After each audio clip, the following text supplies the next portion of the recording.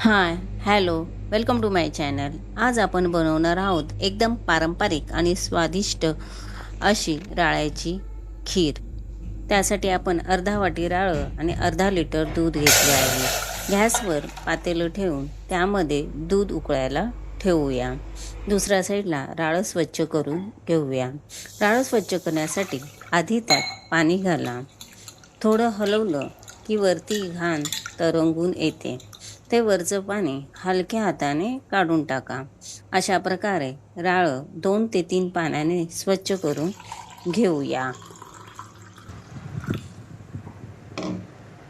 गॅसवर ठेवलेले दूध उकळलेले आहे. त्यामध्ये स्वच्छ केलेलं राळं घालून घेऊया आणि हे मिश्रण सतत ढवळत राहूया. म्हणजे खीर करपणार नाही, खाली लागणार नाही आणि गाठीसुद्धा होणार नाहीत. आता ही मिश्रण थोडं शिजून देऊया. खीर बनवताना एक महत्त्वाची गोष्ट लक्षात ठेवा. खीर खूप पातळ केली तर चव छान लागत नाही आणि खूप जाड केली तर ती जड वाटते.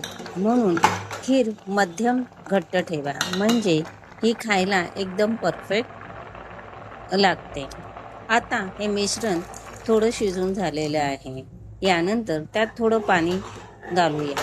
इथे तुम्ही पाणी न घालता फक्त दूधही वापरू शकता. मी इथे पाण्याचा वापर केला आहे. तुम्ही दूध घालू शकता. नंतर पाणी घातल्यानंतर पुन्हा हे मिश्रण सतत ढवळत राहूया. म्हणजे खीर करपणार नाही आणि गोळीसुद्धा होणार नाही. राळं शिजल्यानंतर त्यात आपण गूळ घालून घेणार आहोत.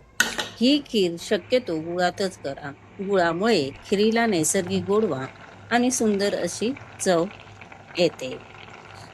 हे मिश्रण गूळ घातल्यानंतर पुन्हा ती खीर सतत ढवळत राहा. म्हणजे खीर करपणार नाही आणि गाठी किंवा गोळा सुद्धा होणार नाही. आता आपण त्यामध्ये किसलेले सुके खोबरं घालूया.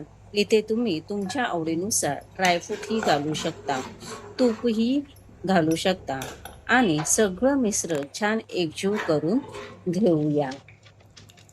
आता आपली गरमागरम खीर तयार आहे. ही खीर तुम्ही पुरी, चपाती सोबत किंवा नुसतीही खाऊ शकता.